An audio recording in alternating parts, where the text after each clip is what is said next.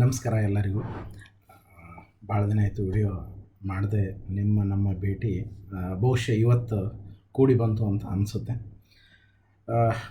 ಮೊದಲನೇದಾಗಿ ಈ ವಿಡಿಯೋ ಮಾಡುವಂಥ ಉದ್ದೇಶ ಏನು ಅಂತ ಹೇಳಿದ್ರೆ, ಎಲ್ಲ ನನ್ನ ಡಿಗ್ರಿ ಫೈನಲ್ ಇಯರ್ ಓದುವಂಥ ವಿದ್ಯಾರ್ಥಿನಿಯರಿಗೆ ಮಾತ್ರ ಇದು. ಕೇವಲ ಫೈನಲ್ ಇಯರ್ ಎಕ್ಸಾಮ್ ಈಗೇನು ಮುಗಿತಾ ಬರ್ತಾ ಇದ್ದಾವಲ್ರಿ ಎಕ್ಸಾಮ್, ಅಂಥ ವಿದ್ಯಾರ್ಥಿಗಳ ಗಮನನಿಟ್ಕೊಂಡು ಈ ವಿಡಿಯೋನ ಮಾಡ್ತಾ ಇರೋದು. ಬಹಳಷ್ಟು ವಿದ್ಯಾರ್ಥಿಗಳು ಮೆಸೇಜ್ ಕಳಿಸಿದ್ರಿ, ಸರ್ ಎಕ್ಸಾಮ್ ಮುಗಿತಾ ಇದ್ದು, degree exam BA BSc BCom BCA, so ಮುಂದೇನು ಅದ್ರ ಬಗ್ಗೆ ಸ್ವಲ್ಪ ವಿಡಿಯೋ ಮಾಡಿರಿ ಅಂತ ಹೇಳ್ತಾ ಇದ್ದಾರೆ. ನನಗೂ ಟೈಮ್ ಸಿಗ್ತಾ ಇರಲಿಲ್ಲ. ಸೊ ಇವತ್ತು ಟೈಮ್ ಬಂದಿದೆ, ಪ್ರಾರಂಭ ಮಾಡೋಣ. ಏನು ಮಾಡಬೇಕು ಏನಿಲ್ಲ ಅಂಥೇಳಿ ನಾನು ಸಬ್ಜೆಕ್ಟ್ ಪ್ರಾರಂಭ ಮಾಡೋದಕ್ಕಿಂತ ಮುಂಚೆ ಒಂದು ರಿಕ್ವೆಸ್ಟ್ ಏನು ಅಂತ ಹೇಳಿದ್ರೆ, ಈ ವಿಡಿಯೋನ ನಿಮ್ಮ ಕ್ಲಾಸ್ಮೇಟ್ಸ್ ಅಥವಾ ನಿಮಗೆ ಪರಿಚಯ ಇರುವಂಥ ಡಿಗ್ರಿ ಫೈನಲ್ ಇಯರ್ ಓದುವಂಥ ವಿದ್ಯಾರ್ಥಿಗಳಿಗೆ ಈ ವಿಡಿಯೋನ ಶೇರ್ ಮಾಡಿರಿ. ನಾನು ಕ್ಲಾಸ್ ಸ್ಟಾರ್ಟ್ ಮಾಡಿದ ಮೇಲೆ ಮುಗಿಯುವಾಗ ನನ್ನ ವಿಡಿಯೋನ ಶೇರ್ ಮಾಡಿರಿ, ಸಬ್ಸ್ಕ್ರೈಬ್ ಮಾಡಿರಿ ಅಂತ ನಾನು ಪದೇ ಪದೇ ಹೇಳೋಂಗಿಲ್ಲ. ನನ್ನ ಒಂದು ಈ ವಿಡಿಯೋನ ನಿಮ್ಮ ಬೇರೆ ಯೂನಿವರ್ಸಿಟಿಯಲ್ಲಿ ಅಥವಾ ಬೇರೆ ಊರಿನಲ್ಲಿ ಓದುವಂಥ ವಿದ್ಯಾರ್ಥಿಗಳಿಗೆ ಅಥವಾ ನಿಮ್ಮ ಕ್ಲಾಸ್ಮೇಟ್ ಪರಿಚಯ ಇರುವಂಥ ಫೈನಲ್ ಇಯರ್ ಎಕ್ಸಾಮ್ ಬರೆದಿರುವಂಥ ವಿದ್ಯಾರ್ಥಿನಿಯರು ಇದ್ದರೆ ಅವ್ರಿಗೆ ಮಾತ್ರ ಖಂಡಿತವಾಗಿ ಈ ವಿಡಿಯೋನ ಕಳಿಸಿ. ಸರಿ, ಪ್ರಾರಂಭ ಮಾಡೋಣ ವಿಡಿಯೋನ. ಮೊದಲನೇದಾಗಿ ಇನ್ನೇನು ಈ ಮಂತ್ನಲ್ಲಿ ಎಲ್ಲ ಒಂದು ಎಕ್ಸಾಮ್ ಮುಗೀತಾ ಬಂದು BA BSc BCom BCA BSW.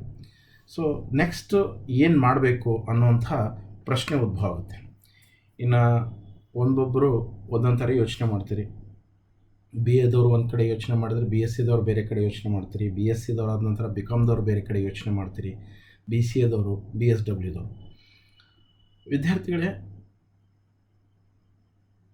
ಕೆಲವೊಂದು ವಿದ್ಯಾರ್ಥಿಗಳು ನೀವು ಯೋಚನೆ ಮಾಡ್ತಾ ಇರ್ಬೋದು, ಸಾಕಪ್ಪ ಇಲ್ಲಿಗೆ ಇಷ್ಟು ಡಿಗ್ರಿ ಮುಗಿಸಿದ್ದೆ ದೊಡ್ಡ ಒಂದು ಸಾಧನೆ ಆಯಿತು ನನ್ನ ಜೀವನದಾಗ, ಇಲ್ಲಿ ಸಾಕು, ಇಷ್ಟಕ್ಕೆ ಇನ್ನೇನು ಓದೋದು ಬಿಟ್ಬಿಡೋಣ, ಎಂಡ್ ಮಾಡೋಣ, ಡಿಗ್ರಿ ಮುಗಿತಲ್ಲ ಅಂಥೇಳಿ ನೀವೇನಾದರೂ ಅಂದ್ಕೊಳ್ತಾ ಇದ್ದರೆ, ಯೋಚನೆ ಮಾಡ್ತಾಯಿದ್ರೆ, ದಯಮಾಡಿ ವಿದ್ಯಾರ್ಥಿಗಳೇ ಇಲ್ಲಿಗೆ ನಿಲ್ಲಿಸ್ಬೇಡಿ.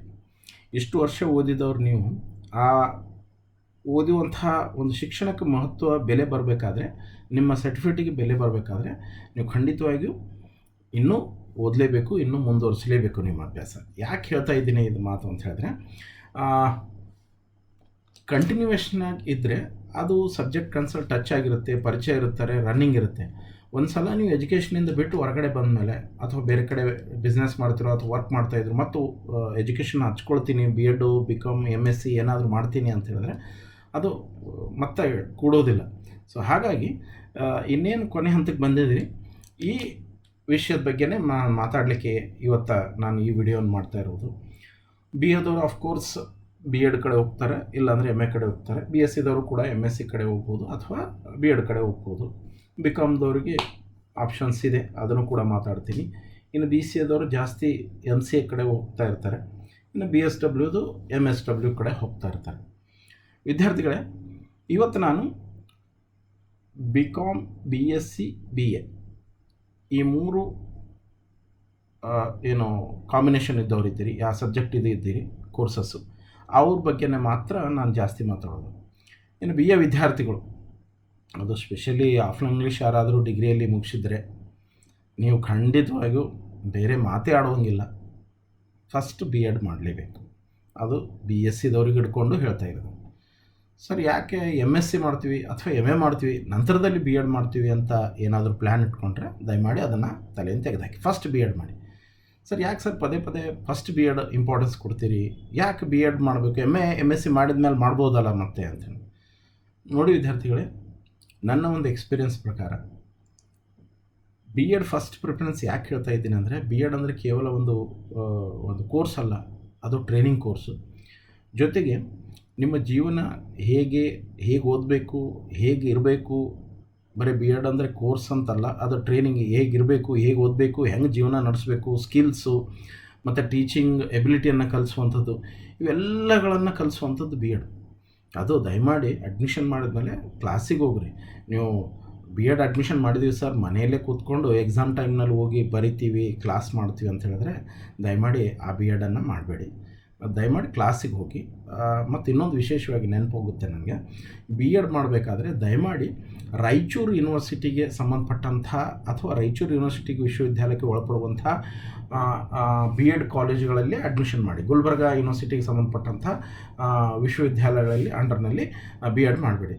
ಯಾಕೆ ಸರ್ ಈ ಮಾತು ಯಾಕೆ ಹೇಳ್ತಾ ಇದ್ದೀರಿ ವಿಶ್ವವಿದ್ಯಾಲಯನ ಹೊರತುಪಡಿಸಿ ಅಂದರೆ, ಸ್ವಲ್ಪ ನಮ್ಮ ಹಳೆಯ ವಿದ್ಯಾರ್ಥಿಗಳು ಗುಲ್ಬರ್ಗದಲ್ಲಿ ಬಿ ಎಡ್ ಮಾಡಿದ್ದಾರೆ. ಇನ್ನೂ ವಿದ್ಯಾರ್ಥಿಗಳಿಗೆ ಎಕ್ಸಾಮ್ಸ್ ಇಲ್ಲ, ಸರಿಯಾಗಿ ರಿಸಲ್ಟ್ಸ್ ಇಲ್ಲ, ಮಾರ್ಕ್ಸ್ ಕಾರ್ಡ್ಸ್ ಇಲ್ಲ, ಇವು ಸಮಸ್ಯೆಗಳು ಭಾಳ ಇದಾವೆ. ಅದನ್ನೇ ಹಿಡ್ಕೊಂಡು ಹೇಳ್ತಾ ಇದ್ದೀನಿ. ನಿಮ್ಮ ವೈಯಕ್ತಿಕ ವಿಚಾರ. ನನ್ನ ಎಕ್ಸ್ಪೀರಿಯನ್ಸ್ ಪ್ರಕಾರ ನೀವು ಬಿ ಎಡ್ ಮಾಡೋದಿತ್ತಂದರೆ ಬೇರೆ ಯಾವ ಯೂನಿವರ್ಸಿಟಿ ಆದರೂ ಮಾಡಿ, ಗುಲ್ಬರ್ಗ ಬೇಡ ಸದ್ಯದಲ್ಲಿ. ಯಾಕಂದರೆ ಅಲ್ಲಿ ಬೇಗ ಎಕ್ಸಾಮ್ ಮುಗಿಯೋಲ್ಲ, ಬೇಗ ಮಾರ್ಕ್ಸ್ ಕಾರ್ಡ್ ನಿಮಗೆ ಸಿಗೋಲ್ಲ, ಸ್ವಲ್ಪ ತೊಂದರೆ ಆಗ್ತಾಯಿದೆ. ರಾಯಚೂರು ಯೂನಿವರ್ಸಿಟಿಗೆ ಸಂಬಂಧಪಟ್ಟಂಥ ಅಥವಾ ಈ ಬಿಜಾಪುರದಲ್ಲಿ ಅಕ್ಮಾದಿ ಯೂನಿವರ್ಸಿಟಿ ಏನಾದರೂ ಸಿಕ್ಕರೆ, ಅಥವಾ ಬೇರೆ ಕಡೆ ಎಲ್ಲಾದರೂ ನಿಮಗೆ ಕೌನ್ಸಿಲಿಂಗ್ನಲ್ಲಿ ನಿಯರ್ ಸಿಕ್ಕರೆ ತೊಗೊಳ್ರಿ. ಇಲ್ಲದೇ ಇದ್ದರೆ ನೀವು ಎಲ್ಲಿ ನಿಮ್ಮ ಪರ್ಸ್ನಲ್ ಒಪಿನಿಯನ್, ನೀವು ಎಲ್ಲಾದರೂ ಯೂನಿವರ್ಸಿಟಿಯಲ್ಲಿ ಮಾಡಿ. ಬಟ್ ರಿಸಲ್ಟ್ ಬೇಗ ಬರುವಂಥ ಯೂನಿವರ್ಸಿಟಿಗೆ ಫಸ್ಟ್ ಪ್ರಿಫರೆನ್ಸ್ ಕೊಡಿ. ಇನ್ನು ಬಿ ಎಸ್ ಸಿದವರು ಕೂಡ ಅಷ್ಟೇ, ನೀವು ಸ್ಪೆಷಲಿ ಗರ್ಲ್ಸ್ ಇದ್ದರೆ, ಬಿ ಎ ಇರಲಿ ಬಿ ಎಸ್ ಸಿ ಇರಲಿ, ಫಸ್ಟ್ ನೀವು ಗರ್ಲ್ಸ್ ಇದ್ದರೆ ದಯಮಾಡಿ ನೀವು ಬೇರೆ ಈ ಕಡೆ ಯೋಚನೆಯೂ ಮಾಡಬೇಡಿ, ಬಿ ಎಡ್ ಮಾಡಿ. ಸರ್ ಯಾಕೆ ಅಂತ ಹೇಳಿದ್ರೆ, ಅದೊಂದು ಟ್ರೈನಿಂಗ್ ಕೋರ್ಸ್ ಅನ್ನೋದಿರುತ್ತೆ. ಅಲ್ಲಿ ಒಂದು ವಿಶೇಷವಾದ ಒಂದು ಅಂಶ ಇರುತ್ತೆ.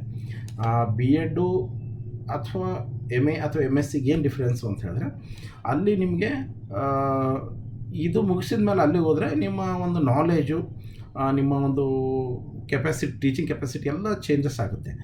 ಎಮ್ ಎಸ್ ಸಿ ಅಥವಾ ಎಮ್ ಎ ಮಾಡಿ ಬಿ ಎಡ್ ಮಾಡೋದ್ರಿಂದ ಏನಾಗುತ್ತೆ ಅಂದರೆ, ಈ ಹೈಸ್ಕೂಲ್ ಏನು ಟೀಚಿಂಗ್ ಫ್ಯಾಕಲ್ಟಿ ತೊಗೊಳ್ಬೇಕಾದ್ರೆ, ಸೆಲೆಕ್ಷನ್ ಕಮಿಟಿ ತೊಗೊಳ್ಬೇಕಾದ್ರೆ ಅಲ್ಲಿ ಬಿ ಎಡ್ ಕ್ವಾಲಿಫಿಕೇಷನ್ ಕೇಳ್ತಾರೆ. ಇನ್ನು ನೀವು ಎಮ್ ಎಸ್ ಸಿ ಅಥವಾ ಎಮ್ ಎ ಮಾಡಿದ ಮೇಲೆ ಬಿ ಎಡ್ ಮಾಡುವುದಲ್ಲ ಅಂತ ನೀವು ಭಾಳ ಜನ ಕೇಳ್ಬೋದು. ಅಲ್ಲಿ ನಾನು ಯಾಕೆ ಬೇಡ ಅಂತ ಹೇಳ್ತಾ ಇದ್ದೀನಿ ಅಂದರೆ, ಬಿ ಎಡ್ ಮುಗಿಸಿದ್ರೆ ನೀವು ಆಲ್ಮೋಸ್ಟ್ ಆಲ್ ಹೈಸ್ಕೂಲ್ಗೆ ಎಲಿಜಿಬಲ್ ಆಗ್ತೀರಿ ಟೀಚ್ ಮಾಡಲಿಕ್ಕೆ. M A M S C ಮಾಡಿದವರು ಪಿ ಯು ಸಿಗೆ ಎಲಿಜಿಬಲ್ ಆಗ್ತೀರಿ. ಆದರೆ ನಿಮ್ಗೆ ಇನ್ನೊಂದು ವಿಶೇಷ ಮಾಹಿತಿ ಇದೆ, ನಿಮಗೆ ಗೊತ್ತಿದೆಯೋ ಇಲ್ಲೋ ನನಗೆ ಗೊತ್ತಿಲ್ಲ. ಎಮ್ ಎ ಮುಗಿಸಿದವರು ಅಥವಾ ಎಮ್ ಎಸ್ ಸಿ ಮುಗಿಸಿದವರು ಪಿ ಯು ಸಿಗೆ ಎಲಿಜಿಬಲ್ ಆಗ್ತಾಯಿದ್ದೆ ಮೊದಲು. ಈಗ ಅಲ್ಲಿನೂ ಕೂಡ ಬಿ ಎಡ್ ಕಂಪಲ್ಸರಿ ಮಾಡಿದ್ದಾರೆ. ಯಾಕೆ ಬಿ ಎಡ್ ಕಂಪಲ್ಸರಿ ಮಾಡಿದರು ಅಂದರೆ, ಟೀಚಿಂಗ್ ಸ್ಕಿಲ್ಸ್ ಕಲಿಯುವಂಥದ್ದೇ ಬಿ ಎಡ್ನಲ್ಲಿ. ಸೊ ಆ ಉದ್ದೇಶಕ್ಕಾಗಿ ಫಸ್ಟ್ ಪ್ರಿಫರೆನ್ಸ್ ನೀವು ಬಿ ಎಡ್ ಮಾಡಿ ಅನ್ನೋ ಒಂದು ಕಾರಣಕ್ಕೆ, ಈ ಉದ್ದೇಶಕ್ಕಾಗಿ ನಾನು ಹೇಳ್ತಾ ಇರೋದು, ಫಸ್ಟ್ ನೀವು ಬಿ ಎಡ್ ಮಾಡಬೇಕು. ಬಿ ಎಡ್ ಮಾಡಿದ ನಂತರ, ಮುಗಿಸಿದ ನಂತರ ನೀವು ಎಮ್ ಎ ಅಥವಾ ಎಮ್ ಎಸ್ ಸಿ ಮಾಡಿರಿ. ಭಾಳಷ್ಟು ಜನ ವಿದ್ಯಾರ್ಥಿಗಳು ಅದನ್ನು ಪ್ರಶ್ನೆ ಕೇಳಿದೆ, ಸರ್ ಎಮ್ ಎ ಮತ್ತು ಎಮ್ ಎಸ್ ಸಿ ಡಿಸ್ಟೆನ್ಸ್ ಮಾಡಿದರೂ ನಡೆಯುತ್ತಾ, ಅಥವಾ ದೂರ ಶಿಕ್ಷಣ ಕೇಂದ್ರದಿಂದ ಸರ್ಟಿಫಿಕೇಟ್ಗಳು ತೊಗೊಂಡ್ರೆ ನಡೆಯುತ್ತಾ? ಮೈಸೂರು ಮಾನಸ್ ಗಂಗೋತ್ರಿ ಇದೆ, ಅಥವಾ ಬೇರೆ ಬೇರೆ ರಾಜ್ಯದ್ದು ಡಿಸ್ಟೆನ್ಸ್ ಎಜುಕೇಷನ್ಸ್ ಇದೆ. ಸೊ ಅಂಥಲ್ಲಿ ನಾವು ಎಮ್ ಎ ಅಥವಾ ಎಮ್ ಎಸ್ ಸಿ ಮಾಡಬಹುದಾ ಅಂತ ವಿದ್ಯಾರ್ಥಿಗಳನ್ನು ಕೇಳ್ಬೋದು. ಬಟ್ ನನ್ನ ಒಂದು ಎಕ್ಸ್ಪೀರಿಯನ್ಸ್ ಪ್ರಕಾರ, ನನ್ನ ಒಂದು ನಾಲೆಜ್ ಪ್ರಕಾರ ಕೇಳಿದ್ರೆ, ನೀವು ದಯಮಾಡಿ ರೆಗ್ಯುಲರ್ ಇರುವಂಥ ಅಥವಾ ಡಿಸ್ಟೆನ್ಸ್ ಇರಲಾರ್ದಂಥ ರೆಗ್ಯುಲರ್ ಮೋಡ್ನಲ್ಲಿರುವಂಥ ಪಿ ಜಿಯನ್ನು ಮಾಡಿರಿ. ಯಾವುದು ಎಮ್ ಎ ಆಗಲಿ ಎಮ್ ಎಸ್ ಸಿ ಆಗಲಿ. ಯಾಕೆ ಇಷ್ಟು ಹೇಳ್ತಾ ಇದ್ದೀನಿ ಅಂದರೆ, ಈ ಡಿಸ್ಟೆನ್ಸ್ಗೆ ಅಷ್ಟು ವ್ಯಾಲ್ಯೂ ಇರೋಂಗಿಲ್ಲ. ರೆಗ್ಯುಲರ್ದಲ್ಲಿ ನೀವು ಸ್ವಲ್ಪ ಜಾಸ್ತಿ ವ್ಯಾಲ್ಯೂ ಇರುತ್ತೆ. ಸೊ ಹಾಗಾಗಿ ರೆಗ್ಯುಲರ್ ಎಮ್ ಎ ಅಥವಾ ಎಮ್ ಎಸ್ ಸಿ ಮಾಡಲೇಬೇಕು, ಡಿಸ್ಟೆನ್ಸ್ನಲ್ಲಿ ಮಾಡಬೇಡಿ. ಸರ್ ಹಾಗಾದರೆ ಈಕ್ವಲ್ ಅಲ್ಲ, ಯು ಜಿ ಸಿ ನಾಮ್ಸ್ ಪ್ರಕಾರ ಈಕ್ವಲ್. ಬಟ್ ಎಷ್ಟೊತ್ತಿದ್ರೂ ರೆಗ್ಯುಲರ್ನಲ್ಲಿ ಕಲಿತಂಥ ಶಿಕ್ಷಣನೇ ಬೇರೆ ಆಗುತ್ತೆ, ಡಿಸ್ಟೆನ್ಸ್ ಅಂದರೆ ದೂರ ಶಿಕ್ಷಣದಿಂದ ಕಲಿತಂಥ ಇದನ್ನೇ ಬೇರೆ ಆಗುತ್ತೆ. ಸೊ ಅಲ್ಲಿ ಸ್ವಲ್ಪ ಇದು ಇರೋದರಿಂದ ನೀವು ರೆಗ್ಯುಲರ್ ಮೋಡ್ನಲ್ಲಿ ಮಾಡಿ. ಮತ್ತು ಅದರಲ್ಲಿ ನೀವು ಕ್ಲಾಸಿಗೆ ಹೋಗ್ತಿರೋ ಬಿಡ್ತಿರೋ ನಿಮಗೆ ಬಿಟ್ಟದ್ದು. ಆದರೆ ನಾನು ಸಜೆಷನ್ ಕೇಳಿದ್ರೆ ದಯಮಾಡಿ ನೀವು ರೆಗ್ಯುಲರ್ ಮೋಡ್ನಲ್ಲಿ ಅಟೆಂಡ್ ಆಗಿ. ಯಾಕೆ ಅಂತ ಹೇಳಿದ್ರೆ ನಿಮಗೆ ಅಲ್ಲಿ ನಾಲೆಜ್ ಬರುತ್ತೆ, ಕಾಂಪಿಟೇಷನ್ ಮೈಂಡ್ ಮಾಡಲಿಕ್ಕೆ ಒಂದು ಸ್ವಲ್ಪ ನಾಲೆಜ್ ಸಿಗುತ್ತೆ. ಮತ್ತು ಇನ್ನೊಂದು ವಿಶೇಷವಾದ ಸೂಚನೆ ಹೇಳಬೇಕು ಅಂತ ಹೇಳಿದ್ರೆ, ದಯಮಾಡಿ ಯಾರಾದರೂ M A M S C ಮಾಡ್ತಾಯಿದ್ದರೆ ಗುಲ್ಬರ್ಗದಲ್ಲಿರುವಂಥ ಕಡಗಂಚಿ ಗ್ರಾಮದಲ್ಲಿರುವಂಥ ಸೆಂಟ್ರಲ್ ಯೂನಿವರ್ಸಿಟಿ ಆಫ್ ಕರ್ನಾಟಕ, ಇಲ್ಲಿ ನೀವು ಎಮ್ ಎ ಅಥವಾ ಎಮ್ ಎಸ್ ಸಿ ತೊಗೊಂಡ್ರೆ ನನ್ನ ಪ್ರಕಾರ ನೀವು ಒಂದು ದೊಡ್ಡ ಅಚೀವ್ಮೆಂಟ್ ಮಾಡಿದಂಗೆ ಅಂತ ನನ್ನ ವೈಯಕ್ತಿಕ ಅಭಿಪ್ರಾಯ. ಯಾಕೆ ಹೇಳ್ತಾ ಇದ್ದೀನಿ ಅಂತ ಹೇಳಿದ್ರೆ, ಅಲ್ಲಿ ಬಹುಶಃ ನಿಮ್ಗೆ ಗೊತ್ತದೋ ಇಲ್ಲೋ, ಅಲ್ಲಿ ಟೀಚಿಂಗ್, ಅಲ್ಲಿದು ಒಂದು ಸಿಸ್ಟಮ್, ಅಲ್ಲಿದು ಒಂದು ಇದು ಕಲ್ತೀನಿ ಅಂತ ಹೇಳಿದ್ರೆ ಖಂಡಿತವಾಗಿಯೂ ನೀವು ನಾಳೆ ಪಿ ಜಿ ಮುಗಿಸಿದ ಮೇಲೆ ಈ ಡಿಗ್ರಿ ಕಾಲೇಜುಗಳಿಗೆ ಎಲಿಜಿಬಲ್ ಆಗ್ತೀರಿ. ಎಲ್ಲಿ ಅಂದರೆ KCET ನೆಟ್ ಎಕ್ಸಾಮ್ ಪಾಸ್ ಆಗಬೇಕಾದ್ರೆ. ಅವೆಲ್ಲನೂ ಈ ಸೆಂಟ್ರಲ್ ಯೂನಿವರ್ಸಿಟಿ ಕಲ್ತಂಥ ವಿದ್ಯಾರ್ಥಿಗಳು ಭಾಳ ಬೇಗನೆ ಪಾಸ್ ಆಗ್ತಾರೆ ಅಂತ ನಾನು ಮಾಹಿತಿಯನ್ನು ಅರ್ತೆ. ಸೊ ಹಾಗಾಗಿ ನಿಮ್ಗೆ ಒಳ್ಳೆಯ ಒಂದು ಬ್ರಾಡ್ ನಾಲೆಜು, ಒಂದು ಸ್ವಲ್ಪ ಕಾಂಪಿಟೇಷನ್ ಮೈಂಡ್ ಆದರೆ ಬೆಸ್ಟ್ ಅಂತ ಹೇಳಿದ್ರೆ ಸೆಂಟ್ರಲ್ ಯೂನಿವರ್ಸಿಟಿ. ತದನಂತರದಲ್ಲಿ ನೀವು ಏನಾದರೂ ಪಿ ಜಿ ಮಾಡ್ತಾನೇ ಇದ್ದೀರಿ ಅಂತ ಹೇಳಿದ್ರೆ ದಯಮಾಡಿ ಡಿಗ್ರಿ ಕಾಲೇಜುಗಳಕ್ಕಿಂತ ಇಂಪಾರ್ಟೆನ್ಸ್ ಸ್ವಲ್ಪ ಯೂನಿವರ್ಸಿಟಿ ಕಡೆಗೆ ಫಸ್ಟ್ ಪ್ರಿಫರೆನ್ಸ್ ಕೊಡಿ. ಸೊ ಅಲ್ಲಿ ನೀವು ಯೂನಿವರ್ಸಿಟಿಯಲ್ಲಿ ಕಲಿಯೋದ್ರಿಂದ ನಿಮಗೆ ಟೀಚಿಂಗ್ ಫ್ಯಾಕಲ್ಟಿಗವರು ಎಲ್ಲ ಪರಿಚಯ ಆಗುತ್ತಾರೆ. ಮತ್ತು ಜೊತೆಯಲ್ಲಿ ನೀವು ಕಾಂಪಿಟೇಷನ್ ಅಂದರೆ net SLET competitive exam type prepare ಆಗಲಿಕ್ಕೆ ಅಥವಾ ಸ್ವಲ್ಪ ನೋಟ್ಸು ಅಥವಾ ಫ್ರೆಂಡ್ ಸರ್ಕಲ್ ಸಿಗಬೇಕಾಗಿತ್ತು ಅಂದರೆ ಯೂನಿವರ್ಸಿಟಿಯಲ್ಲಿ ಓದಿದ್ರೆ ಮಾತ್ರ ನಿಮಗೆ ಸ್ವಲ್ಪ ಚೆನ್ನಾಗಿ ಸರ್ಕಲ್ ಬೆಳೆಯುತ್ತೆ ಅಂತ ಒಂದು ನನ್ನ ಸಜೆಷನ್. ಇನ್ನು ಮುಂದಿನ ವಿಷಯಕ್ಕೆ ಬರಬೇಕಾದ್ರೆ ಈ ಕೆಲವು ಮಂದಿ ವಿದ್ಯಾರ್ಥಿಗಳು, ಸರ್ ಎಮ್ ಎ ಒಳಗೆ ಯಾವತ್ತು ತೊಗೊಳ್ಬೇಕು ಸರ್ ನಾವು political science, history, sociology, economics ಇದ್ದವರು. ನೋಡಿ, ನಾನು ಒಂದು ವಿಷಯ ಹೇಳಲಿಕ್ಕೆ ಇಚ್ಛೆಪಡ್ತಾ ಇದ್ದೀನಿ. ಯಾವ ಸಬ್ಜೆಕ್ಟ್ ವಿಷಯ ನೀವು ಸೆಲೆಕ್ಟ್ ಮಾಡ್ತೀರಿ, ಯಾವ ಸಬ್ಜೆಕ್ಟಿಗೆ ವ್ಯಾಲ್ಯೂ ಇದೆ ಸೊಸೈಟಿಯಲ್ಲಿ ಅಥವಾ ನಾಳೆ ಸೆಲೆಕ್ಷನ್ನಲ್ಲಿ, ಯಾವ ಸಬ್ಜೆಕ್ಟ್ಗೆ ನಿಮಗೆ ಇಂಟ್ರೆಸ್ಟ್ ಇದೆ, ಯಾವ ಸಬ್ಜೆಕ್ಟ್ನಲ್ಲಿ ಡಿಗ್ರಿಲಿ ಹೈಯೆಸ್ಟ್ ಸ್ಕೋರ್ ತೆಗೆದಿದ್ದೀರ, ಮತ್ತು ನಾಳೆ ಆ ಸಬ್ಜೆಕ್ಟ್ನಲ್ಲಿ ನಾನು ಎಮ್ ಎ ಮಾಡಿದರೆ ಯಾವುದಾದ್ರೂ ಉಪಯೋಗ ಅದ ನೋನು ಅಂತ ಲೆಕ್ಕದ ಮೇಲೆ ನೀವು ಆ ಕೋರ್ಸನ್ನು ಸೆಲೆಕ್ಟ್ ಮಾಡಿಕೊಡ್ರಿ. ಇನ್ನು ಬಿ ಎಸ್ ಇದ್ದವರು ಕೂಡ ಅಷ್ಟೇ, ಮ್ಯಾಥಮೆಟಿಕ್ಸ್ ಮಾಡ್ತೀರಿ, ಫಿಸಿಕ್ಸ್ ಮಾಡ್ತೀರಿ, ಕಂಪ್ಯೂಟರ್ ಸೈನ್ಸ್ ಮಾಡ್ತೀರಿ, ಬೇರೆ ಬೇರೆ ನಿಮ್ಮ ಚಾಯ್ಸ್. CBZ ಇದ್ದವರು ನಿಮ್ಮ ಸೆಲೆಕ್ಷನ್ಸ್ ನಿಮ್ಮ ಸಬ್ಜೆಕ್ಟ್ ಮೇಲೆ, ಡಿಗ್ರಿ ಮೇಲೆ ನೀವು ಅದನ್ನು ಮಾಡ್ತೀರಿ. ಬಟ್ ಮಾಡೋದಕ್ಕಿಂತ ಮುಂಚೆ ಪಿ ಜಿಯಲ್ಲಿ ಸಬ್ಜೆಕ್ಟ್ ಕೂಡ ಭಾಳ ಇಂಪಾರ್ಟೆಂಟ್ ಆಗುತ್ತೆ. ಯಾಕಂದರೆ ಪಿ ಜಿಯಲ್ಲಿ ನೀವು ಸಬ್ಜೆಕ್ಟ್ ಯಾವ ಚಾಯ್ಸ್ ಮಾಡ್ತೀರಿ ಅದು ನೀವು PUC ಕಾಲೇಜ್ಗೆ ಟೀಚ್ ಮಾಡಲಿಕ್ಕೆ ಎಲಿಜಿಬಲ್ ಆಗ್ತೀರಿ. ಅದನ್ನು ಗಮನದಲ್ಲಿ ಇಟ್ಕೊಡ್ರಿ. ನೋಡಿ, ನೆನಪಿಟ್ಕೊಡ್ರಿ, ಯಾವ ಸಬ್ಜೆಕ್ಟ್ಗೆ ಜಾಸ್ತಿ ವ್ಯಾಲ್ಯೂ ಇರುತ್ತೆ ಆ ಸಬ್ಜೆಕ್ಟ್ ನೀವು ಏನಾದರೂ PG ಮಾಡಿದರೆ ನಾಳೆ ನಿಮ್ಮ ಲೈಫ್ನಲ್ಲಿ ಕೂಡ ಸ್ವಲ್ಪ ಸ್ಕೋಪ್ ಇದ್ದರೆ ಅದು ಚೆನ್ನಾಗಿರುತ್ತೆ. ನೀವು ಸ್ಕೋಪ್ ಇಲ್ಲ ಸಬ್ಜೆಕ್ಟ್ ಮಾಡಿದ ಮೇಲೆ ನೀವು ನಾಳೆ PG ಮುಗಿದ್ವಿ, ನನಗೆ ಯಾವುದೇ ಜಾಬ್ ಸಿಗ್ತಾಯಿಲ್ಲ, ಯಾರೂ ಕರಿತಾ ಇಲ್ಲ ಅಂಥೇಳಿ ನಾಳೆ ನೀವೇ ಇದು ಅಂದ್ಕೊಳ್ತೀರಿ. ಅದಕ್ಕೆ ಸ್ವಲ್ಪ ನಾಲೆಜ್, ಸ್ವಲ್ಪ ಸಬ್ಜೆಕ್ಟ್ ವ್ಯಾಲ್ಯೂ ಯಾವ್ದು ಜಾಸ್ತಿ ಇದೆ ಆ ಸಬ್ಜೆಕ್ಟ್ ಚಾಯ್ಸ್ ಮಾಡಿದರೆ ಸ್ವಲ್ಪ ಚೆನ್ನಾಗಿರುತ್ತೆ ಅಂತ ನನ್ನ ಸಜೆಷನ್. ಮತ್ತು ಇನ್ನೂ ಎಮ್ ಎ ವಿದ್ಯಾರ್ಥಿಗಳು ಕೇವಲ BA ಮುಗಿಸಿದಂಥ ವಿದ್ಯಾರ್ಥಿಗೆ M A history, political science, sociology ಇಷ್ಟೇ ಮಾಡ್ಬೋದಾ? ಮತ್ತೇನಿಲ್ವ? ಇನ್ನೂ ಸಾಕಷ್ಟು ಕೋರ್ಸ್ಗಳಿದ್ದಾವೆ. ಆ ಕೋರ್ಸ್ಗಳ ಮಾಹಿತಿ ನಿಮಗಿಲ್ಲ. ಸೊ ಅದನ್ನು ಸ್ವಲ್ಪ ಈ ಒಂದು ಇದರಲ್ಲಿ ಹೇಳಲಿಕ್ಕೆ ಹೊಂಟದ್ದು. ಯಾಕಂದರೆ ಸರ್ಟಿಫಿಕೇಟ್ ಕೋರ್ಸ್ಗಳಂತಿದ್ದಾವೆ, ವೆಕೇಷ್ನಲ್ ಕೋರ್ಸ್ಗಳಂತಿದ್ದಾವೆ. ಇನ್ನೊಂದು ನನ್ನ ನಾಲೆಜ್ ಪ್ರಕಾರ ಭಾಳಷ್ಟು ಜನ ವಿದ್ಯಾರ್ಥಿಗಳು ಈ ಲೈಬ್ರರಿ ಸೈನ್ಸ್ ಅಂತ ಬರುತ್ತೆ, BLib ಮತ್ತು MLib ಅಂತ ಬರುತ್ತೆ. ಡಿಗ್ರಿ ಇದ್ದವರಿಗೆ ಬ್ಯಾಚುಲರ್ ಆಫ್ ಲೈಬ್ರರಿ ಸೈನ್ಸ್ ಅಂತ ಬರುತ್ತೆ, ಡಿಗ್ರಿ ಮುಗಿದವರಿಗೆ MLib ಅಂತ ಬರುತ್ತೆ, ಮಾಸ್ಟರ್ ಆಫ್ ಲೈಬ್ರರಿ ಸೈನ್ಸ್ ಅಂತೇಳಿ. ಇದನ್ನು ನೀವು ಏನಾದರೂ ಮಾಡಿದರೆ, ಭಾಳ ಜನ ಕಡಿಮೆ ನಾಲೆಜ್ ಇದು ಮಾಡೋಂಗಿಲ್ಲ. ಆ ಒಂದು ದೃಷ್ಟಿಯಿಂದ MA ವಿದ್ಯಾರ್ಥಿಗಳು ಈ ಸಬ್ಜೆಕ್ಟ್ ನೀವು ತೊಗೊಳೋದ್ರಿಂದ ಏನಾಗುತ್ತೆ ಅಂತ ಹೇಳಿದ್ರೆ ಈ ಲೈಬ್ರರಿ ಪೋಸ್ಟ್ಗಳ ಕರೆಯಲ್ಲಿ ನೀವು ಎಲಿಜಿಬಲ್ ಆಗ್ತೀರ. ಸ್ವಲ್ಪ ಇದ್ರ ಬಗ್ಗೆ ಗಮನ ಇರಲಿ. ಭಾಳಷ್ಟು ವಿದ್ಯಾರ್ಥಿಗಳು ಬರೀ history, political science, sociology, economics ಅಂತ ಮಾಡ್ತಾರೆ. ಲೈಬ್ರರಿ ಸೈನ್ಸ್ ಕೂಡ ಒಂದು ಸಬ್ಜೆಕ್ಟನ್ನು ಕನ್ಸಿಡರ್ ಮಾಡಬಹುದು ಅನ್ನೋದು ಒಂದು ಸಜೆಷನ್. ಅದು ಕೂಡ ಭಾಳ ಇಂಪಾರ್ಟೆಂಟ್ ಇದೆ, ಭಾಳ ವ್ಯಾಲ್ಯೂಬಲ್ ಸಬ್ಜೆಕ್ಟ್ ಇದೆ. ಅದನ್ನು ಕೂಡ ನೀವು ಸ್ವಲ್ಪ ಟ್ರೈ ಮಾಡಿ. ಮತ್ತು ಇನ್ನೊಂದು ವಿಷಯ ಭಾಳಷ್ಟು ಜನ ವಿದ್ಯಾರ್ಥಿಗೆ ಗೊತ್ತೋದಿಲ್ಲ, BSW ಅಂತ ಇದೆ ಡಿಗ್ರಿಯಲ್ಲಿ. BSW ಅವರು MSW ಅಂತ ಮಾಡ್ತಾರೆ, ಮಾಸ್ಟರ್ ಆಫ್ ಸೋಷಿಯಲ್ ವರ್ಕ್ ಅಂಥೇಳಿ. ಇದನ್ನು ಕೂಡ ನೀವು BA ಓದುವಂಥ ವಿದ್ಯಾರ್ಥಿಗಳು ಕೂಡ MSW ಮಾಡ್ಬೋದು. ಭಾಳಷ್ಟು ವಿದ್ಯಾರ್ಥಿಗಳು ಮಾಡಲಿಕ್ಕೆ ಹಿಂಜರಿತಾರೆ. ಬಟ್ ಅದನ್ನು ಕೂಡ ಸಬ್ಜೆಕ್ಟ್ ಭಾಳ ಚೆನ್ನಾಗಿದೆ. ಯಾಕಂದರೆ ಅದು ಮುಗಿಸಿದ್ರೆ ನೀವು NGOಗಳಲ್ಲಿ ಸಾಕಷ್ಟು ಕಾಲ್ ಫಾರ್ಮ್ ಇರುತ್ತೆ. ಸೊ ಅಲ್ಲಿ ಕೂಡ ನೀವು ಸೇರ್ಪಡೆ ಮಾಡ್ಬೋದು. ಸ್ವಲ್ಪ ನೀವು ಅಪ್ಡೇಟ್ ಇರಬೇಕು ಫೋನ್ನಲ್ಲಿ ಮತ್ತು ಪೇಪರ್ಗಳಲ್ಲಿ, ಯಾವ್ಯಾವ ಸಬ್ಜೆಕ್ಟಿಗೆ ಎಲ್ಲೆಲ್ಲಿ ವೇಕೆನ್ಸಿ ಕರೀತಾರೆ, ಎಷ್ಟು ಕರೀತಾರೆ, ಅವ್ರನ್ನ ನೋಡ್ಕೊಂಡ್ಬಿಟ್ಟು ನೀವು ಕಾಲಿಡಬೇಕು ಅನ್ನೋದು ನನ್ನ ಸಜೆಷನ್. ಯಾಕೆ ಹೇಳ್ತಾ ಇದ್ದೀನಿ ನೀವೆಲ್ಲ ಮಾತುಗಳು ಅಂತ ಹೇಳಿದ್ರೆ, ನೀವು ಯಾವ ಊರಿಗೆ ಹೋಗ್ತಾ ಇದ್ದೀರ ಅಂದರೆ ಆ ಬಸ್ ಹತ್ತಿದಾಗ ಅಥವಾ ಆ ಟ್ರೈನ್ ಹತ್ತಿದಾಗ ಮಾತ್ರ ಅಲ್ಲಿ ಇಳಿಸ್ಲಿಕ್ಕೆ ಸಾಧ್ಯ. ನೀವು ಚಾಯ್ಸ್ ಮಾಡಿರುವಂಥದ್ದು ಬೇರೆ ಊರು, ಹತ್ತುವಂಥ ಟ್ರೈನ್ ಬಸ್ ಬೇರೆ ಆದರೆ ಅದು ಬೇರೆ ರೂಟಿಗೆ ಕರ್ಕೊಂಡು ಹೋಗುತ್ತೆ.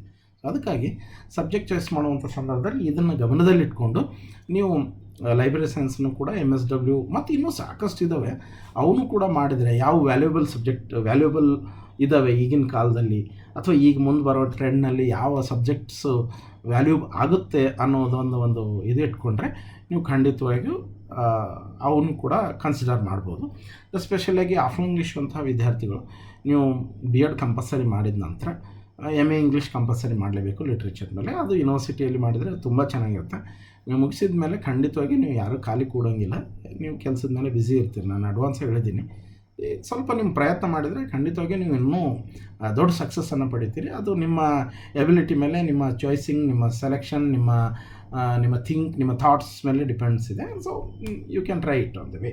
ಓಕೆ, ವೆಕೇಷ್ನಲ್ ಕೋರ್ಸ್ ಇದೆ. ಮತ್ತು ಇನ್ನೊಂದು, ಈ ಸರ್ ಬರೀ BA BComದವ್ರಿಗೆ ಹೇಳಿದಿರಿ, BSc BCA ಮತ್ತು BComದವ್ರಿಗೆ ಏನೂ ಹೇಳಲಿಲ್ಲ ಅಂತ. ನೋಡಿರಿ, BCA ವಿದ್ಯಾರ್ಥಿಗಳು ನೀವು BCA ಮಾಡಿರಂದರೆ ಕಂಪಲ್ಸರಿ ನೀವು MCA ಮಾಡಲೇಬೇಕು. MCA ಕಡೆ ಹೋಗ್ತಾ ಇದ್ದಾರೆ, MCA ಮಾಡಿ. BCA ಮುಗೀತು ನಾನು ಇಲ್ಲೇ ಮಾಡ್ತೀನಿ ಅಂತ ಹೇಳಿ ಮಾಡಬೇಡಿ. MCA ಮುಗಿಸಿ. MCA ಕಂಪ್ಯೂಟರ್ ಕೂಡ ಬಹಳ ವ್ಯಾಲ್ಯೂ ಇದೆ, ನೀವು ಬಳಸ್ಕೊಳಂಗಿದೆ. ಸೊ ಅದನ್ನು MCA ಕಂಪ್ಯೂಟರ್ ಕೂಡ ಕನ್ಸಿಡರ್ ಮಾಡಿರಿ. ಅದನ್ನು ನಿಮ್ಮ ಸಬ್ಜೆಕ್ಟ್ ಟೀಚರ್ಸ್ ಏನಿರ್ತಾರೆ ಡಿಗ್ರಿಯಲ್ಲಿ ಕಂಪ್ಯೂಟರ್ ಹೇಳುವಂಥ ಟೀಚರ್ಸ್ಗೆ ಅವರಿಗೆ ಕನ್ಸಲ್ಟ್ ಮಾಡಿ ಎಲ್ಲಿ ಚೆನ್ನಾಗಿ MCA ಕೋರ್ಸ್ ಮುಗಿಸ್ಲಿಕ್ಕೆ ಚೆನ್ನಾಗಿರುವಂಥ ಇದು ಯಾವುವು ಅಂಥೇಳಿ ಬ್ರ್ಯಾಂಚಸ್ ಯಾವುವು ಅಂತ ಕೇಳಿ ನೀವು ಮಾಹಿತಿಯನ್ನು ತೊಗೊಂಡು ಅಲ್ಲಿ ಅಡ್ಮಿಷನ್ ಮಾಡ್ಬೋದು. ಇನ್ನು BComಗೆ ಬರ್ತೀನಿ. BComದವರು ನೀವು ಸರ್ B.Ed ಮಾಡ್ಬೋದಾ, ನಮಗೆ ಏನು ಮಾಡೋದು, B.Ed ಮಾಡಬೇಕಾ ಬೇಡವಾ, MCom ಮಾಡೋಣ? ನೋಡಿ, ಒಂದು ವಿಷಯ ಹೇಳಲಿಕ್ಕೆ ಇಚ್ಛೆಪಡ್ತೀನಿ. ನಿಮಗೆ ಹೈಸ್ಕೂಲ್ದಲ್ಲಿ ಕಡಿಮೆ ಚಾನ್ಸ್ BComದವರಿಗೆ. ಸೊ ಹಾಗಾಗಿ ನೀವು PUCಯಲ್ಲಿ ಮತ್ತು ಡಿಗ್ರಿಯಲ್ಲಿ ಆಗಬೇಕಾದ್ರೆ MCom ಬೇಕು. ಸೊ ಆ ಉದ್ದೇಶಕ್ಕಾಗಿ ನೀವು BCom ಮುಗಿಸಿದವರು MCom ಮಾಡಲೇಬೇಕು. MCom ಮಾಡಿದ ನಂತರ ಈಗ B.Edನೂ ಕೊಡ್ತಾ ಇದ್ದಾರೆ. B.Edನೂ ಮುಗಿಸಿ, ಯಾಕಂದರೆ MA ಮುಗಿಸಿದ ಮೇಲೆ MCom ಮುಗಿಸಿದ ಮೇಲೆ B.Ed ಮುಗಿಸಿದರೆ PUCಯಲ್ಲಿ ಹೇಳಲಿಕ್ಕೆ ಟೀಚ್ ಮಾಡಲಿಕ್ಕೆ ಎಲಿಜಿಬಲನ್ನು ಕೊಡ್ತಾರೆ. ಮತ್ತು ಜೊತೆಗೆ ಬ್ಯಾಂಕಿಂಗ್ ಆಪರ್ಚುನಿಟಿ ಜಾಸ್ತಿ ಇದ್ದಾವೆ MComದವ್ರಿಗೆ. ಸ್ವಲ್ಪ ಕಂಪ್ಯೂಟರ್ ನಾಲೆಜ್, ನಿಮ್ಮ ಕಂಪ್ಯೂಟರ್ ನಾಲೆಜ್ ಕಡಿಮೆ ಇತ್ತು ಅಂತ ಹೇಳಿದ್ರೆ ಸ್ವಲ್ಪ ದಯಮಾಡಿ ಹೆಂಗಿದ್ರು ಎಕ್ಸಾಮ್ ಮುಗಿದಿದ್ದಾವೆ, ನೀವು ಫ್ರೀಯಾಗಿ ಮನೆಗೆ ಕೂತ್ಕೊಳ್ಬೇಡಿ ಯಾರು. ದಯಮಾಡಿ ನಿಮ್ಮ ನಿಯರೆಸ್ಟ್ ಹತ್ತಿರದಲ್ಲಿರುವಂಥ ಕಂಪ್ಯೂಟರ್ ಕೋಚಿಂಗ್ ಸೆಂಟ್ರಲ್ಲಿ ನೀವು ಕಂಪ್ಯೂಟರ್ ನಾಲೆಜನ್ನು ಪಡಿಲೇಬೇಕು ಕಂಪಲ್ಸರಿ. ಯಾಕಂದರೆ ಇವತ್ತು ನಾಳೆ ಎಲ್ಲ ಕಡೆ BCom ಮುಗಿಸಿದವರು ಕಂಪಲ್ಸರಿ ಕಂಪ್ಯೂಟರ್ ನಾಲೆಜನ್ನು ಇರಲೇಬೇಕು ಅನ್ನೋ ಒಂದು ಪದ್ಧತಿಯಾಗಿದೆ, ರೂಲ್ಸ್ ಆಗಿದೆ. ಸೊ ಇನ್ನೊಂದು ವಿಶೇಷ ಏನು ಅಂತ ಹೇಳಿದ್ರೆ BComದವ್ರಿಗೆ MCom ಜೊತೆಗೆ ನೀವು ಬ್ಯಾಂಕಿಂಗ್ ಏನಾದರೂ IBPS ಎಕ್ಸಾಮ್ ಪ್ರಿಪ್ರೇಷನ್ನು ಅಥವಾ ಬ್ಯಾಂಕಿಂಗ್ ಸೆಕ್ಟರ್ ಕಡೆ ನೀವೇನಾದರೂ ಹೋಗಬೇಕು ಅನ್ನೋ ಪ್ಲ್ಯಾನ್ ಇಟ್ಕೊಂಡು ಕೂತ್ರೆ ದಯಮಾಡಿ ಒಳ್ಳೆ ಕೋಚಿಂಗ್ ಸೆಂಟರ್ಗಳನ್ನು ಚಾಯ್ಸ್ ಮಾಡಿ. ಒನ್ ಟೈಮ್ ಫೀಸ್ ಇರುತ್ತೆ ಅಂತ ನಾನು ಕೇಳಿದ್ದೀನಿ. ಒನ್ ಟೈಮ್ ಫೀಸ್ ಕೊಟ್ಟರೆ ಸಾಕು, ಸೆಲೆಕ್ಟ್ ಆಗೋವರೆಗೂ ನೀವು ಅಲ್ಲೇ ಕೋಚಿಂಗ್ ತೊಗೊಳ್ಬೋದು. ನಂದಿಯಲ್ಲಿದೆ ಮತ್ತು ಹೈದ್ರಾಬಾದ್ ಕಡೆ ಭಾಳಷ್ಟು ಕೋಚಿಂಗ್ ಸೆಂಟರ್ ಇದ್ದಾವೆ ಅಂತ ಕೇಳಿದೆ. ಚೆನ್ನಾಗಿರುವಂಥ ಕೋಚಿಂಗ್ ಸೆಂಟರ್ನ ದಯಮಾಡಿ ನೀವು ಅಟೆಂಡ್ ಆಗಿ ಅಲ್ಲಿದ್ದು ಕೋಚಿಂಗ್ ತೊಗೊಂಡು ನೀವು IBPSನ್ನು ಕಂಟಿನ್ಯೂ ಒಂದು 2-3 ಸಲ ಫೇಲ್ ಆದರೂ ಕೂಡ ನೆಕ್ಸ್ಟ್ ಅಟೆಂಪ್ಟ್ನಲ್ಲಿ ನೀವು ಪಾಸ್ ಆಗ್ಬೋದು. ಸ್ವಲ್ಪ ಕೈ ಹಿಡೀರಿ, ಅದನ್ನು ಬಿಡಬೇಡಿ. ಮತ್ತು ಇನ್ನೂ ಬ್ಯಾಂಕಿಂಗ್ ಅಲ್ಲದೆ CA ಚಾರ್ಟೆಡ್ ಅಕೌಂಟೆಂಟ್ ಬರುತ್ತೆ. ಸೊ ಅದನ್ನು ಕೂಡ ಟ್ರೈ ಮಾಡಿ. ಮತ್ತು ಬೇರೆ ಬೇರೆ MBA ಕೋರ್ಸ್ ಮಾಡ್ತಾಯಿದ್ದಾರೆ, ಅದನ್ನು ಟ್ರೈ ಮಾಡಿ. ಯಾಕೆಂದರೆ ಇವತ್ತು ನಾಳೆ MBA ಕೋರ್ಸಿಗೂ ಕೂಡ ಅಷ್ಟೇ ವ್ಯಾಲ್ಯೂ ಇದೆ BComದವರಿಗೆ. ಸೊ ಅದನ್ನು ಕೂಡ ನೀವು ಟ್ರೈ ಮಾಡ್ಬೋದು ಅನ್ನೋ ಒಂದು ಸಜೆಷನ್ಸು. ಇನ್ನು BSW ಮುಗಿಸಿದವ್ರಿಗೆ ನಿಮಗೆ ಅಪಾರ್ಚುನಿಟಿ ಏನು ಅಂದರೆ MSW ನೀವು ಮಾಡ್ಬೋದು. MSW ಮಾಡಿ ಒಳ್ಳೆಯ ಅಪಾರ್ಚುನಿಟಿಗಳು ಇದ್ದಾವೆ ಇವತ್ತು ನಾಳೆ ಗೌರ್ಮೆಂಟ್. ಯಾಕಂದರೆ NGOಗಳಲ್ಲಿ ಭಾಳ NGOಗಳಲ್ಲಿ ವಿದ್ಯಾರ್ಥಿಗಳೇ ಸಿಗೋಂಗಿಲ್ಲ, ಯಾವುದು BSW ಮುಗಿಸಿದವ್ರಿಗೆ MSW ಮುಗಿಸಿದ್ರು. ಸೊ ಒಳ್ಳೆ ಕೋರ್ಸ್ಗಳಿದ್ದಾವೆ, MSWನೂ ಕೂಡ ಇದ್ದಾವೆ ಭಾಳಷ್ಟು ಗೌರ್ಮೆಂಟು ಕಾಲೇಜ್ಗಳಲ್ಲಿ. ಮತ್ತು BSW ಜೊತೆಗೆ MSW ಜೊತೆಗೆ ಅದು ಮುಗಿದ ತಕ್ಷಣ ನಿಮಗೆ ಭಾಳಷ್ಟು ಅಲ್ಲಿ ಟೀಚರ್ಸೇ ನಿಮಗೆ ಭಾಳಷ್ಟು ಕಡೆ ಜಾಬ್ ಆಪರ್ಚುನಿಟಿಯನ್ನು ಮಾಡಿಕೊಡುವಂಥ ಒಂದು ವ್ಯವಸ್ಥೆ ಕೂಡ ಇದೆ. ಸೊ ಹಾಗಾಗಿ ದಯಮಾಡಿ ಈ BSW ಮುಗಿಸಿದವರು MSW ಕಂಪಲ್ಸರಿಯನ್ನು ಮುಗಿಸಿ. ಜೊತೆಗೆ BAದವರು ಲೈಬ್ರರಿ ಸೈನ್ಸ್ ಅನ್ನೋದು ಕೂಡ ನಿಮ್ಮ ಮೈಂಡ್ನಲ್ಲಿ ಇರಲಿ. ಯಾರಾದರೂ ಸರ್ ಇಲ್ಲ ಸರ್ ನಮಗೆ ಓದಲಿಕ್ಕಾಗಲ್ಲ, ಏನಾದರೂ ಸ್ವಲ್ಪ ಡಿಫ್ರೆಂಟಾಗಿ ಮಾಡೋಣ ಅಂತ ಹೇಳಿದ್ರೆ ಲೈಬ್ರರಿ ಸೈನ್ಸನ್ನು ಕೂಡ ಕನ್ಸಿಡರ್ ಮಾಡ್ಬೋದು. ಅದು ಬರೀ ಡಿಗ್ರಿ ಮುಗಿದ್ರೆ ಎಲಿಜಿಬಲ್ ಇದ್ದರೆ ಸಾಕಾಗಿತ್ತು. MLib ಅಂತ ಬರುತ್ತೆ, ಮಾಸ್ಟರ್ ಆಫ್ ಲೈಬ್ರರಿ ಸೈನ್ಸ್ ಅಂತೇಳಿ. ಅದು 1 ಇಯರ್ ಇತ್ತು, ಏನು 2 ಇಯರ್ ಆಗಿದೆ ಏನು ಗೊತ್ತಿಲ್ಲ. ಅದನ್ನು ಕನ್ಸಲ್ಟ್ ಮಾಡಿ ಅದನ್ನು ಕೂಡ ಮುಗಿಸಿರಿ. ಅದನ್ನು ಕೂಡ ಭಾಳ ಚೆನ್ನಾಗಿರುವಂಥ ಒಂದಿದು. ಎಲ್ಲ ಗ್ರಾಮ ಪಂಚಾಯತಿಯಲ್ಲಿ ಗ್ರಂಥಪಾಲಕರ ಮೇಲ್ವಿಚಾರಕರು ಅಂತೇಳಿ ಸೆಲೆಕ್ಟ್ ಮಾಡ್ತಾರೆ. ಅಲ್ಲಿ MLibದವರಿಗೆ ಫಸ್ಟ್ ಪ್ರಿಫರೆನ್ಸ್ ಇರುತ್ತೆ, ನಿಮ್ಮ ಮಾಹಿತಿ ಇರಲಿ. ಮತ್ತು ಕಾಲೇಜು ಇನ್ಸ್ಟಿಟ್ಯೂಷನ್ಗಳಲ್ಲೆಲ್ಲ ಕೂಡ MLib ಕರೀತಾರೆ. ಮತ್ತು ಗೌರ್ಮೆಂಟ್ ಕಾಲ್ಫಾರ್ಮ್ ಕೂಡ MLib ಕಾಲ್ಫಾರ್ಮ್ ಆಗುತ್ತೆ. ಅದನ್ನು ಕೂಡ ಮಾಹಿತಿ ಇರಲಿ ಅನ್ನೋ ಒಂದು ಮಾಹಿತಿಯನ್ನು ನಿಮ್ಮ ಮುಂದೆ ಹಂಚ್ಕೊಳ್ತಾ ಇದ್ದೀನಿ. ಜೊತೆಗೆ ಬಹಳಷ್ಟು ವಿದ್ಯಾರ್ಥಿಗಳು ಮತ್ತೆ ಪ್ರಶ್ನೆ ಕೇಳ್ತಾ ಇರ್ತೀರಿ, ಸರ್ ನಾವು MA MSc ಮಾಡಿದ ನಂತರನೇ B.Ed ಮಾಡ್ತೀವಿ. ದಯಮಾಡಿ ಮತ್ತೊಮ್ಮೆ ಹೇಳ್ತಾ ಇದ್ದೀನಿ, ಲಾಸ್ಟು B.Ed ಮುಗಿಸಿದ ಮೇಲೆ ನೀವು MA MSc ಕಡೆ ಕಣ್ಣು ಹಾಕಿರಿ ಹೊರತು ಅಲ್ಲಿವರೆಗೂ ನೀವು ಆ ಕಡೆ ನೋಡಲಿಕ್ಕೆ ಹೋಗಬೇಡಿ. ಫಸ್ಟ್ ನೀವು B.Ed ಮುಗಿಸಿ. ಯಾಕೆ ಹೇಳ್ತಾ ಇದ್ದೀನಿ ಪದೇ ಅಂತ ಹೇಳಿದ್ರೆ B.Edನಲ್ಲಿ ಅಷ್ಟು ಇಂಪಾರ್ಟೆನ್ಸ್ ಇದೆ. B.Ed ಮುಗಿದ ತಕ್ಷಣವೇ ನೀವು TET ಬರೆದು ಟೆಟ್ ಪಾಸ್ ಆದರೆ ಸಾಕು, ನೀವು ಹೈಸ್ಕೂಲ್ ಟೀಚರ್ ಆಗಲಿಕ್ಕೆ ಎಲಿಜಿಬಲ್ ಆಗ್ತೀರ. ಜೊತೆಗೆ ಇನ್ನೊಂದು, ಪೋಸ್ಟ್ ಹೇಗೆ ಮೇಲ್ಗಡೆ ಹೋಗ್ತವೆ ಅಷ್ಟು ಪೋಸ್ಟ್ಗಳು ಕಡಿಮೆ ಇರ್ತವೆ, ಕೆಳಗಡೆ ಇರುವಂಥ ಪೋಸ್ಟ್ಗಳು ಜಾಸ್ತಿ. ಕೆಳಗಡೆ ಅಂದರೆ ಪ್ರತಿಯೊಂದು ಊರುಗಳಿಗೆ ಕೂಡ ಪ್ರಾಥಮಿಕ ಹೈಸ್ಕೂಲ್ ಇರೋದರಿಂದ ಅಲ್ಲಿ ಜಾಸ್ತಿ ಟೀಚರ್ಸ್ ಬೇಕಾಗುತ್ತೆ. ಸೊ ಹಾಗಾಗಿ ನಾ ಆ ಉದ್ದೇಶದಿಂದ ಹೇಳ್ತಾ ಇದ್ದೀನಿ, ಫಸ್ಟು ನೀವು B.Ed ಮುಗಿಸಿ. B.Ed ಮುಗಿಸಿದ ತಕ್ಷಣವೇ ನಿಮ್ಮ ನೋಡುವಂಥದ್ದು, ಆಲೋಚನೆ ಮಾಡುವಂಥದ್ದು, ಓದುವಂಥದ್ದು ಸ್ಕಿಲ್ಸೇ ಡಿಫ್ರೆಂಟ್ ಆಗಿರುತ್ತೆ. ಯಾಕಂದರೆ ಅಲ್ಲಿ ನೀವು ಕಲ್ತು ಬಿಡ್ತೀರಿ ಎಲ್ಲ. ಸೊ ಹಾಗಾಗಿ ನಾ ಆ ಉದ್ದೇಶ ಇಟ್ಕೊಂಡು ಹೇಳ್ತಾ ಇದ್ದೀನಿ, ಸ್ವಲ್ಪ ನೀವು B.Ed ಕಡೆ ಫಸ್ಟ್ ಪ್ರಿಫರೆನ್ಸ್ ಕೊಡಿ, ನಂತರದಲ್ಲಿ PGಗೆ ಇಂಪಾರ್ಟೆನ್ಸ್ ಕೊಡ್ರಿ ಅಂತ ನಾನು ಸಜೆಷನ್ ಮಾಡ್ತಾ ಇದ್ದೀನಿ. ಮತ್ತು ಒಂದು ಹೊಸ ವಿಡಿಯೋನ, ಹೊಸ ಒಂದು ವಿಷಯ ಬಗ್ಗೆ ನೆಕ್ಸ್ಟ್ ಮಾತಾಡ್ತೀನಿ. ಇಲ್ಲಿಗೆ ಇಷ್ಟು ಸಾಕು. ದಯಮಾಡಿ ಈ ವಿಡಿಯೋನ ನಾನೇನು ಕಳಿಸ್ತಾ ಇದ್ದೀನಿ, ಈ ವಿಡಿಯೋನ ನಿಮ್ಮ ಡಿಗ್ರಿ ಫೈನಲ್ ಇಯರ್ ಎಕ್ಸಾಮ್ ಬರೆದಿರುವಂಥ ವಿದ್ಯಾರ್ಥಿನಿಯರಿಗೆ ಕೂಡ ಶೇರ್ ಮಾಡಿರಿ. ಮತ್ತು ಹಾಗೇನಾದರೂ ನಿಮಗೆ ಏನಾದರೂ ಸಮಸ್ಯೆಗಳಿದ್ದರೆ, ಏನಾದರೂ ಕ್ವಶನ್ಸ್ ಇದ್ದರೆ ನನ್ನ ಈ ಕೆಳಗಡೆ ಕಮೆಂಟ್ ಬಾಕ್ಸ್ನಲ್ಲಿ ಹಾಕಿ. ಖಂಡಿತವಾಗಿ ನೆಕ್ಸ್ಟ್ ವಿಡಿಯೋ ನೀವು ಕಳಿಸುವಂಥ ಕಮೆಂಟ್ ಬಾಕ್ಸ್ನಿಂದ ನೆಕ್ಸ್ಟ್ ವಿಡಿಯೋ ನಾನು ಖಂಡಿತವಾಗಿ ಅದ್ರ ಮೇಲೆ ಮಾಡ್ತೀನಿ. ದಯಮಾಡಿ ನೆನ್ಪಿಟ್ಕೊಳ್ರಿ, ಬಿ ಎಡ್ ಕಾಲ್ ಫಾರ್ಮ್ ಇನ್ನೇನು ಶಾರ್ಟ್ಲಿ ಆಗುತ್ತೆ, ಅದನ್ನು ನೀವು ಪೇಪರ್ ಅಡ್ವರ್ಟೈಸು ಸ್ವಲ್ಪ ಫೋನು ಇವು ನೋಡ್ಕೊಳ್ತಾ ಇರಿ. ಯಾಕಂದರೆ ಅಪ್ಲಿಕೇಶನ್ ಕರೆಯೋದು ಡೇಟ್ ಭಾಳ ಶಾರ್ಟ್ ಆಗಿರುತ್ತೆ. ಸೊ ಅಪ್ಲಿಕೇಶನನ್ನು ಹಾಕಿ ರಿಸಲ್ಟ್ ಬಿಡದೇ ಇದ್ದರೂ ಕೂಡ ಅದನ್ನು ಕೇಳ್ತಾ ಇರ್ತಾರೆ, ಅದನ್ನು ಅಪ್ಡೇಟ್ ಮಾಡಿಕೊಂಡು ಬಿ ಎಡ್ ಅಪ್ಲಿಕೇಶನ್ ಹಾಕಿ ನಂತರ ಬಿ ಎಡ್ ಸೆಲೆಕ್ಷನ್ ಆದ ನಂತರ ಬಿ ಎಡ್ದು ಇದು ಮಾಡಿ. ಒಂದು ವೇಳೆ ನಿಮ್ಮ ಸೆಲೆಕ್ಷನ್ ಆಗೋ ಸಂದರ್ಭದಲ್ಲಿ ನೀವು ಚಾಯ್ಸ್ ಮಾಡಿರುವಂಥ ಕಾಲೇಜ್ ಸೆಲೆಕ್ಟ್ ಆಗಲಿಲ್ಲ, ಯಾವುದೋ ಒಂದು ಕರ್ನಾಟಕದಲ್ಲಿ ಯಾವುದೋ ಒಂದು ಕಾಲೇಜಿನಲ್ಲಿ ಹಾಕಿದ್ದಾರೆ ಅಂದರೆ ದಯಮಾಡಿ ಅದು ರಿಜೆಕ್ಟ್ ಮಾಡಿ ನೀವು ಕೌನ್ಸಿಲಿಂಗ್ನಲ್ಲಿ ಬೆಂಗಳೂರಿನಲ್ಲಿರುವಂಥ ಕೌನ್ಸಿಲಿಂಗಲ್ಲಿ ಅಟೆಂಡ್ ಆಗಿದೆ. ದಯಮಾಡಿ ಬೆಂಗಳೂರು ದೂರ, ನಮಗೆ ಯಾವ ಪರಿಚಯ ಇಲ್ಲ ಸರ್ ಅಂತ ಅಂದ್ಕೊಳ್ಬೇಡಿ. ಬೆಂಗಳೂರಲ್ಲಿ ಕೂಡ ನೀವು ಅಲ್ಲಿಗೆ ಕೌನ್ಸಿಲಿಂಗ್ನಲ್ಲಿ ಅಟೆಂಡ್ ಆದರೆ ನಿಮ್ಗೆ ಕೇಳುವಂಥ ಪ್ಲೇಸ್ ಸಿಗುವಂಥ ಚಾನ್ಸಸ್ ಜಾಸ್ತಿ ಇರುತ್ತೆ. ಅಂತಹ ವಿಷಯ ಏನಾದರೂ ಸಮಸ್ಯೆ ಬಂದರೆ ದಯಮಾಡಿ ನನ್ನನ್ನು ಕಾಂಟ್ಯಾಕ್ಟ್ ಮಾಡಿ ಆ ಬಿ ಎಡ್ಗೆ ಕೌನ್ಸಿಲಿಂಗ್ ಸಂಬಂಧಪಟ್ಟಂಥ ವಿಷಯದಲ್ಲಿ. ಸದ್ಯ ಮಟ್ಟಿಗೆ ಡಿಗ್ರಿ ಎಕ್ಸಾಮ್ ಬರೆದಿರುವಂತಹ ಅಥವಾ ಬರಿತಾ ಇರುವಂತಹ ಫೈನಲ್ ಇಯರ್ ವಿದ್ಯಾರ್ಥಿಗಳಿಗೆ good luck, all the best. ನಿಮ್ಮದೇನು ಇನ್ನೇನು ಡಿಗ್ರಿ ಕಂಪ್ಲೀಟ್ ಅನ್ನುವಂಥ ಹಂತದಲ್ಲಿ ಬಂತು. ಮುಂದಿನ ಒಂದು ಏನು ಅಂಶಗಳಿದ್ದಾವೆ, ಇವತ್ತು ಮಾಡಿರುವಂಥ ಈ ವಿಡಿಯೋದ ಮೇಲೆ ನಿಮಗೇನಾದರೂ ಡೌಟ್ಸ್ ಇದ್ದರೆ, ಕ್ವಾರೀಸ್ ಇದ್ದರೆ, ಏನಾದರೂ ಸಜೆಷನ್ಸ್ ಕೊಡೋದಿತ್ತು, ನೀವೇ ನಮ್ಗೆ ಕೊಡೋದಿತ್ತು ಅಂದರೆ ಖಂಡಿತವಾಗಿ ಕಮೆಂಟ್ಸ್ ಬಾಕ್ಸ್ನಲ್ಲಿ ಸಜೆಷನ್ನು ಕೂಡ ಕೊಡ್ಬೋದು. ಯಾಕೆಂದರೆ ನಾನೇ ದೊಡ್ಡ ಜಾಣ ಅಂತ ಹೇಳಲಿಕ್ಕಾಗಲ್ಲ. ಯಾಕಂದರೆ ಎಲ್ಲ ವಿಷಯ ಗೊತ್ತಿದ್ದೂ ಇನ್ನೂ ಬಹಳಷ್ಟು ವಿಷಯಗಳು ಕಲಿಯೋದಿರುತ್ತೆ. ಸೊ ಹಾಗಾಗಿ ನಿಮಗೆ ಗೊತ್ತಿರುವಂಥ ವಿಷಯಗಳನ್ನು ಇನ್ನೂ ನಮ್ಮ ಜೊತೆಗೆ ಶೇರ್ ಮಾಡಿಕೊಳ್ರಿ, ಹಂಚ್ಕೊಳ್ರಿ. ಈ ವಿಡಿಯೋವನ್ನು ಇನ್ನಿತರ ಫ್ರೆಂಡ್ಸ್ಗೆ ಕಳಿಸಿ. ಮತ್ತು ಏನಾದರೂ ಸಮಸ್ಯೆ ಇದ್ದರೆ ದಯಮಾಡಿ ನನ್ನನ್ನು ಕಾಂಟ್ಯಾಕ್ಟ್ ಮಾಡಿ. ಎಲ್ಲರಿಗೂ ಒಳ್ಳೆಯದಾಗಲಿ. ನಮಸ್ಕಾರ.